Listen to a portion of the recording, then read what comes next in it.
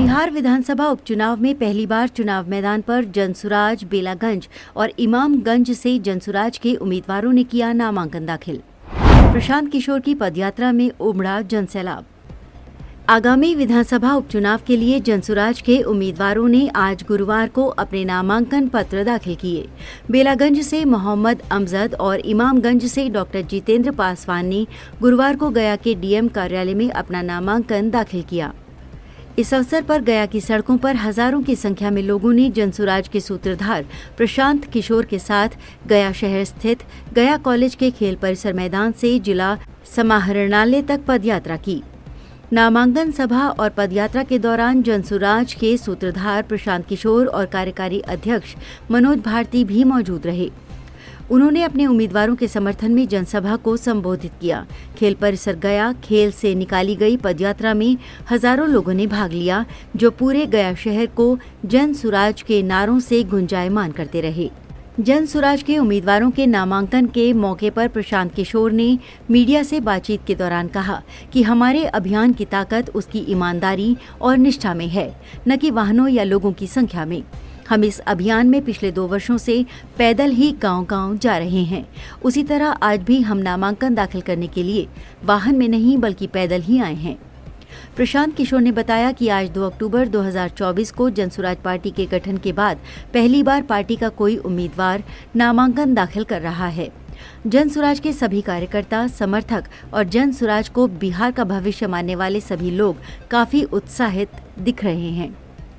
इसके साथ ही उन्होंने कहा कि बिहार की जनता पिछले 30-35 वर्षों से लालू जी के अपराधियों के जंगलराज और अब नीतीश कुमार के अफसरों के जंगलराज से तंग आ चुकी है। अब जनता इन दोनों पार्टियों को बिहार की सत्ता से उखाड़ फेंकने का मन बना चुकी है। इसलिए हमें पूरा भरोसा है कि 23 नवंबर को जब उपचुनाव के नतीजे आएंगे तो जनसुराज पार्टी के चारों उम्मीदवार जीतेंगे। मोहम्मद अमजद की राजनीति में उनकी प्रभावशाली पृष्ठभूमि रही है।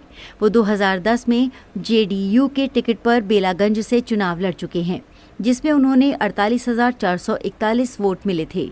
इसके अलावा 2005 के चुनावों में भी उन्होंने जेडीयू और लोजपा के टिकट पर चुनाव लड़ा था। वो भलुआ एक पंचायत के पूर्व मुखिया रह चुके हैं और क्षेत्र में अपने सामाजिक योगदान के लिए जाने जाते हैं। डॉक्टर जितेंद्र पासवान पेशे से डॉक्टर हैं और न्यूनतम शुल्क में बेहतर चिकित्सा सेवा प्रदान करने के लिए जाने जाते हैं। कोविड-19 के दौरान शेरघाटी अनुमंडल में उन्होंने मुफ्त चिकित्सा सेवा उपलब्ध कराई थी। वो पूर्व में मुखिया प्रतिनिधि और पंचायत समिति के सदस्य भी रह चुके हैं। जनसुराज के उम्मीदवार के रूप में वो समाज सेवा और चिकित्सा सेवा के कार्य में जनता की सेवा करने का वादा किया है। चौथा स्तंभ ब्यूरो रिपोर्ट। ये विक्ट्री के बाद जितनी भीड़ और उत्साह लोगों में होता है उतना उत्साह आपको शक्ति प्रदर्शन नहीं है। हम लोग तो पैदल आए हैं, हम लोग तो पैदल चल के आए हैं। अरे निकल कोड निकल इस अभियान की शक्ति गाड़ियों की संख्या, लोगों की संख्या नहीं है। इस अभियान की शक्ति इसकी शुद्धता है, इसकी ईमानदारी है। आज पहली बार हम लोग का कोई उम्मीदवार नामांकन कर रहा है तो हम लोग पैदल चल के आए हैं। उम्मीदवार अपना नामांकन कर रहे हैं।